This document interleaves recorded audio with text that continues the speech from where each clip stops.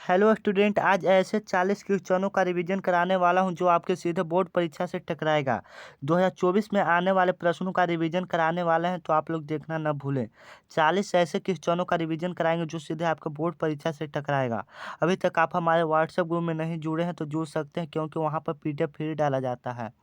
और टेलीग्राम में भी ज्वाइन हो जाए, वहाँ पर रोजाना फ्री टेस्ट लिया जाता है और रोजाना PDF डाला जाता है, तो आप लोग वहाँ पर जुड़ सकते हैं। सर्च कीजिए बिहार वाला सर, टेलीग्राम पर सर्च कीजिए बिहार वाला सर, आपको वहाँ पर आप जुड़ सकते हैं वहाँ से। तो चलिए टाइम को महत्वपूर्ण समझते हैं, पहले क्वेश्चन की तरफ चलते हैं। पहला क्वेश्चन कह रहा है, देखिएगा यहाँ पर ध्यान से। प्रकाश के परावर्तन के कितने नियम है? प्रकाश के परावर्तन के कितने नियम है? आप लोग को बताना है कि प्रकाश के परावर्तन के कितने नियम होते हैं। ऑप्शन ए है 1, ऑप्शन सी है 3, ऑप्शन बी है 2, ऑप्शन डी है 4। आपको देखते हैं आज 40 में से आप कितना सही कर पाते हैं। आज देखते हैं आप में कितना दम है। आप 40 में से 30 सही कर दिखाइए तो आप मान जाएंगे कि आप में कितना दम है। तो बताना है कि प्रकाश के परावर्तन के कितने नियम होते हैं। तो प्रकाश के परावर्तन के कितने नियम होते हैं? 2 नियम। आप कमेंट देते जाइए, देखते हैं आज आप कितना सही कर पाते हैं, आज आप में कितना दम है। तो चलिए 40 में से कम 30 आप कल सही बताएं। तो चलिए आगे चलते हैं। जैसे मैं यहाँ पर अगला क्वेश्चन देखिएगा आगे, यहाँ पर इसको थोड़ा जूम कर लेते हैं कि आपको स्क्रीन पर साफ दिख रहा है स्क्रीन पर, यहाँ पर देख लीजिएगा। चलिए इसको शुरुआत करते हैं। वायु में गमन करते प्रकाश की एक किरण जल में तिरछे प्रवेश करती है, तो यह किरण माने वायु से जल में जा रहा है। वायु से कहाँ जा रहा है? जल में। तो अभिलंब की ओर झुकेगी कि अभिलंब से दूर हटेगी कि सीधा निकल जाएगी कि परावर्तित हो जाएगी? आपको बताना है कि वायु से कहाँ जा रहा है? जल में जा रहा है। वायु से कहाँ जा रहा है? जल में। तो बताइए कि किधर हटेगा? अभिलंब की ओर झुकेगी कि अभिलंब से दूर हटेगी? तो आपको बताना है, कमेंट में आप बताइए। तो अभिलंब से दूर हटेगी इसका राइट आंसर हो जाएगा, क्योंकि अब मैंने बिहार बोर्ड से मॉडल सेट मंगवाया है, तो आप लोग रिवीजन इसका कर लें, बहुत ज़रूरी। इसका PDF डाल देंगे ग्रुप में, तो आप लोग जुड़ जाए ग्रुप में। आगे देखिएगा, कह रहा है यहाँ पर अगला क्वेश्चन, निम्नलिखित में किस लेंस को अपसारी लेंस कहा जाता है? इसका हम सॉल्यूशन करवा देंगे, इसके बाद आप भूल नहीं पाएंगे इसको। निम्नलिखित में किस लेंस को अपसारी लेंस कहते हैं? अपसारी लेंस।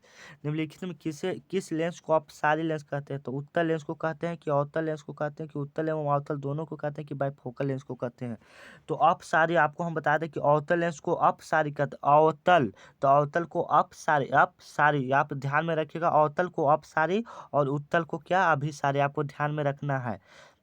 अवतल को अपसारी और उत्तल को अभिसारी, आप ध्यान में रखिएगा। चलिए आगे चलते हैं। यहाँ पर देख लीजिएगा, यहाँ पर खत्म हो गया, तो आगे लाते हैं। यहाँ पर देखिएगा, इसको भी जूम कर लेते हैं कि आपको साफ दिखे। यहाँ पर देखिएगा, कह रहा है कि किसी बीम का वास्तविक तथा समान साइज का प्रतिबिंब प्राप्त करने के लिए उत्तल लेंस को सामने कहाँ रखना चाहिए? अगर आप इसका जवाब जानते हैं तो कमेंट में दीजिए। किसी बीम का वास्तविक माने वास्तविक तथा समान साइज प्राप्त करना है, तो बीम को उत्तल लेंस के सामने कहाँ रखेंगे? लेंस के मुख्य फोकस पर रखेंगे कि लेंस के फोकस दूरी की दोगुनी पर रखेंगे कि अनंत पर रखेंगे कि लेंस के प्रकाशीय केंद्र तथा मुख्य फोकस के बीच रखेंगे? तो आपको हम बता दें कि लेंस के फोकस दूरी के दोगुनी दूरी पर रखेंगे, तभी हम उसका वास्तविक तथा समान साइज प्राप्त कर पाएंगे। तो आगे चलते हैं। यहाँ पर देखिएगा, कह रहा है कि मानव नेत्र जिस भाग पर किसी वस्तु का प्रतिबिंब बनाता है वह होता है, माने कहाँ पर प्रतिबिंब मानव नेत्र पर बनता है? कहाँ पर मानव नेत्र के किस भाग पर वो किसी वस्तु का प्रतिबिंब बनता है? ऑप्शन ए है कॉर्निया, ऑप्शन सी है पुतली, ऑप्शन बी है परिचारिका, ऑप्शन डी है दृष्टिपटल। आपको बताना है। तो मानव नेत्र का जिस भाग पर प्रतिबिंब बनता है उसे हम रेटिना या दृष्टिपटल कहते हैं। दृष्टिपटल को ही हम क्या बोलते हैं? रेटिना बोलते हैं। आपको ध्यान में रखना है, रेटिना ही हम इसको बोलते हैं, आपको ध्यान में रखना है। तो आगे चलिए, यहाँ पर कह रहा है किसी माध्यम में अपवर्तनांक का मान होता है। किसी माध्यम में अपवर्तनांक का मान होता है, तो आपको बताना है कि किसी माध्यम में अपवर्तनांक का मान होता है। तो साइन आई बटा साइन आर होता है। आपको पता होना चाहिए साइन आई बटा क्या होता है? साइन आर होता है। आपको पता होना चाहिए साइन आर। किसी माध्यम में अपवर्तनांक का मान होता है साइन आई बटा साइन आर। तो आगे चलते हैं, देख लीजिएगा आगे, जूम कर लेते हैं इसको थोड़ा, आप जवाब देते जाइएगा कमेंट में। कह रहा है कि किसी लेंस के आवर्धन का SI मात्रक होता है, माने किसी लेंस का आवर्धन का SI मात्रक होता है। तो सबसे पहले कि हम आपको बता दें कि आवर्धन का SI मात्रक होता ही नहीं है। तो इसमें मात्रक विहीन लिखता है। जिसका एसआई मात्रक नहीं होता उसको हम मात्रक विहीन बोलते हैं। क्या बोलते हैं? मात्रक विहीन। आपको याद रखना है। क्या आवर्धन का लेंस के आवर्धन का एसआई मात्रक मात्रक विहीन होता है, आपको ध्यान में रखना है। तो आगे चलते हैं। कह रहा है कि तारों का टिमटिमाना प्रकाश की किस परिघटना को दर्शाता है? तारों का टिमटिमाना प्रकाश की किस घटना को दर्शाता है? तो प्रकाश के परावर्तन को दर्शाता है, कि प्रकाश के अपवर्तन को दर्शाता है, कि प्रकाश के परिकिरण को दर्शाता है, कि प्रकाश के वन विक्षेपण को। मैंने तारों का टिमटिमाना किस घटना को दर्शाता है? तो तारों का टिमटिमाना प्रकाश के अपवर्तन के कारण होता है। किसके कारण? प्रकाश के अपवर्तन के कारण। आपको पता होना चाहिए। यहाँ पर देखिएगा, कह रहा है कि किसी चालक का प्रतिरोध निम्नलिखित में किस बात पर निर्भर करते हैं? मैंने किसी चालक का प्रतिरोध किन किन बातों पर निर्भर करता है, ये सब्जेक्टिव में पूछ देता है, तो आपको याद रखना चाहिए कि चालक की लंबाई पर, चालक के अनुप्रस्थ काट की क्षेत्रफल पर, चालक के पदार्थ के प्रकृति पर, या उन उपयुक्त सभी पर। तो आपको हम बता दें कि चालक का प्रतिरोध सभी बातों पर निर्भर करता है। यहाँ पर जो भी ऑप्शन दिया है यहाँ पर सभी बातों पर निर्भर करता है, तो आपको ध्यान में रखना है। आगे चलते हैं। यहाँ पर देखिए, इसको थोड़ा जूम कर लेते हैं। निम्नलिखित में कौन विद्युत शक्ति का एसआई मात्रक? निम्नलिखित में कौन विद्युत शक्ति का एसआई मात्रक है? तो आपको तो शायद पता होगा, इसका जवाब आप कमेंट में फास्ट दे। विद्युत शक्ति का एसआई मात्रक होते बिना ऑप्शन से चलते, क्योंकि बहुत देरी हो जाएगा। तो विद्युत शक्ति का एसआई मात्रक क्या होता है? तो वाट होता है। आपको याद रखना क्या होता है? वाट होता है। विद्युत शक्ति का एसआई मात्रक वाट होता है, आपको ये ध्यान में रखना है। यहाँ पर देखिए, आप विद्युत शक्ति कह रहा है तो यहाँ पर वाट प्रति घंटा हो जाएगा, आपको ये ध्यान में रखना। शक्ति का पूछेगा वाट, अगर विद्युत शक्ति तो वाट प्रति घंटा, यहीं पर डिफरेंट है, तो आप इसे ध्यान में रखिएगा। यहाँ पर देखिएगा, कह रहा है कि विद्युत परिपथ में विद्युत धारा को मापने के लिए निम्नलिखित में किस युक्ति का उपयोग किया जाता है? विद्युत परिपथ में विद्युत धारा को मापने के लिए निम्नलिखित में किस युक्ति का प्रयोग किया जाता है? तो विद्युत धारा को मापने के लिए हम किसका प्रयोग किया जाते हैं? आमीटर का प्रयोग करते हैं। किसका प्रयोग करते हैं? आमीटर को। तो आपको ध्यान में रखना है। अब इसका कमेंट में जवाब देते जाइए, आप देखते हैं आप कितना सही कर पाते हैं। तो चलिए आगे चलते हैं। इसमें तो खत्म हो गया, यहाँ पर आ जाते हैं 8। इसको भी जूम कर लेते हैं कि आपको साफ दिखे। कह रहा है कि फ्यूज तार के लिए निम्नलिखित में कौन सा कथन सत्य है? फ्यूज तार के लिए कौन सा कथन सत्य है? इसका प्रतिरोध तथा गलनांक दोनों अधिक होता है, प्रतिरोध कम तथा गलनांक अधिक होता है, प्रतिरोध अधिक तथा गलनांक कम होता है, प्रतिरोध तथा गलनांक दोनों कम होता है। आपको बताना है कि किसका फ्यूज तार के लिए निम्नलिखित में कौन सा कथन सत्य है, आपको बताना है।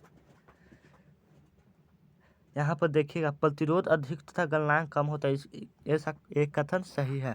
अगर इसका तो थोड़ा डाउट हो रहा है तो इसका अगले वीडियो में इसको बता देंगे। इसको छोड़िए। चलिए, थोड़ा डाउट हो रहा है, आप लोगों को गलत मैं नहीं बताना चाहता हूँ, तो इसको डाउट हो रहा है तो इसको छोड़ देते हैं। ये आगे चलते हैं। निम्नलिखित पदार्थों में कौन चुंबकीय पदार्थ नहीं? मैंने चुंबक, उस चुंबकीय पदार्थ नहीं, मैंने उसमें लोहा वहा नहीं सटेगा, आपको बताना है। तो लोहा तो चुंबकीय पदार्थ हो जाएगा। तो कह रहा है कि चुंबकीय पदार्थ नहीं है, तो नहीं है तो देखिएगा, तो यहाँ पर पीतल, कोबाल्ट, तो आप क्या हो जाएगा? निकल हो जाएगा। निकल चुंबकीय पदार्थ नहीं है, आपको पता होगा शायद। यहाँ पर देखिए, किसी विद्युत रुक जाइए 1 मिनट। किसी विद्युत धारावाही सीधी लंबित प्रणालिका के भीतर चुंबकीय क्षेत्र का मान 0 होता है। ऑप्शन इसका देख लेते हैं थोड़ा। नॉर्मल जूम कर देते हैं इसको। यहाँ पर देखिएगा, इसके सिरों की ओर जाने पर घटता है, इसके सिरों की ओर जाने पर घटता है, इसके सिरों की ओर जाने पर बढ़ता है, सभी बिंदुओं पर समान होता है। आपको याद रखना है, सभी बिंदुओं पर समान होता है। ये बड़ा बड़ा क्वेश्चन को आप ज़्यादा माइंड में मत रखिएगा, आप फेवरेट क्वेश्चन को याद कीजिए। विद्युत धारा के चुंबकीय प्रभाव का खोज किसने किया था? विद्युत धारा के चुंबकीय प्रभाव का खोज, तो विद्युत धारा के चुंबकीय प्रभाव का खोज ओस्टर्ड ने किया था। कौन किया था? ओस्टर्ड ने किया था। आपको पता होना चाहिए, विद्युत धारा के चुंबकीय प्रभाव का खोज किसने किया था? ओस्टर्ड ने किया था। यहाँ पर देख लीजिएगा, कह रहा है कि निम्नलिखित में कौन जैव मात्रा ऊर्जा का उदाहरण है? जैव मात्रा ऊर्जा स्रोत का उदाहरण नहीं। लकड़ी है कि नाभिकीय ऊर्जा है कि गोबर गैस की कोयला है? आपको बताना है कि जैव मात्रा का ऊर्जा का स्रोत नहीं है, तो इसका राइट आंसर हो जाएगा नाभिकीय ऊर्जा, आपको याद होना चाहिए। तो चलिए आगे चलते हैं। 10वां आ जाते हैं, इसको थोड़ा जूम कर लेते हैं। आपको शायद अब क्रिया करने तो आता ही होगा, बताइए कौन सा क्रिया? Na2SO4 प्लस BaCl2 और एरो BaSO4 प्लस 2NaCl, कौन सा क्रिया है? तो ये तो देखिए, ये इसका वीडियो मैं अलग से लाऊंगा इसका वीडियो, तो आप लोग वीडियो के लिए इंतजार कीजिए थोड़ा। तो चलिए, इसको हम बता देते हैं कि यह द्विविस्थापन क्रिया, तो कैसे ये सब मैं पहचानने के लिए अगले वीडियो में बता दूंगा। तो चलिए, वीडियो को अब जल्द से जल्द समाप्त करते हैं इस वीडियो को। आगे देखिएगा, इसका जवाब आप कमेंट में जरूर दीजिएगा। अम्लीय वर्षा का पीएच मान होता है, क्या होगा अम्लीय वर्षा का पीएच मान? 5.6 होगा कि 5.6 से कम होगा कि 5.6 से अधिक होगा कि 7 होगा? तो अम्लीय वर्षा का पीएच मान 5.6 से अधिक होता है, आपको पता होना चाहिए। अम्लीय वर्षा का पीएच मान कितना होता है? 5.6 से अधिक होता है। आगे चलते हैं, अम्लीय वर्षा का पीएच मान 5.6 से अधिक होता है। आगे चलते हैं, इसको भी जूम कर लेते हैं। बहुत मेहनत लगता है वीडियो बनाने में, तो आप लोग चैनल को सब्सक्राइब कर लें। NaHCO3 NaHCO3 यौगिक का प्रचलित नाम क्या है? NaHCO3 का प्रचलित नाम क्या है? तो धोने का सोडा प्रचलित नाम है कि बेकिंग सोडा है कि विरंजक चूर्ण है कि सोडियम कार्बोनेट है? तो हम आपको बता दें कि NaHCO3 खाने वाला सोडा है। खाने वाला सोडा को हम लोग बेकिंग सोडा बोलते हैं, आपको पता होना चाहिए। अब आप जरूर बताइएगा कि आपका कितना सही हुआ। अपच का उपचार करने के लिए उन्हें किस औषधि का उपयोग किया जाता है? आपको बताना है अपच का उपचार करने के लिए किस औषधि का उपयोग किया जाता है। एंटीबायोटिक का किया जाता है कि एनालॉजी का किया जाता है कि एंटासिड का किया जाता है कि एंटीसेप्टिक का किया जाता है? तो आपको हम बता दें कि अपच का उपचार करने के लिए एंटासिड का प्रयोग किया जाता है। क्या आपको पता है ना? यहाँ पर देख लीजिएगा, कह रहा कि चींटी के डंक एक अम्ल छोड़ जाते हैं जिनके कारण जलन एवं दर्द का अनुभव होता है, यह अम्ल निम्नलिखित में कौन है? तो मैंने आपको बताना है कि चींटी के डंक में कौन सा अम्ल पाया जाता है। तो चींटी के डंक में आप लोगों को पता होगा कि चींटी के डंक में जल्द से जल्द आप कमेंट कीजिए चींटी के डंक में कौन सा अम्ल पाया जाता है। तो आपको हम बता दें कि चींटी के डंक में फॉर्मिक अम्ल पाया जाता है। कौन सा अम्ल पाया जाता है? फॉर्मिक अम्ल। तो फॉर्मिक अम्ल को हम, उसका दूसरा नाम होता है मिथुनोइक अम्ल, आपको पता होना चाहिए। मिथेनोइक अम्ल आपको पता होना चाहिए। तो आगे चलते हैं, 30 क्वेश्चन पूरा होने वाला है, तो आप बताइएगा आपका कितना सही हुआ। इसको जूम कर लेते थोड़ा, देखिएगा यहाँ पर कह रहा है कि बिना ऑप्शन से चलेंगे, जल्द से जल्द वीडियो को समाप्त करेंगे।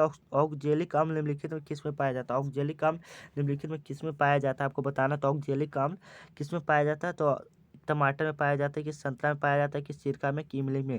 तो ऑक्जेलिक अम्ल टमाटर में पाया जाता है, आपको पता होना चाहिए। ऑक्जेलिक अम्ल किस में पाया जाता है? टमाटर में पाया जाता है।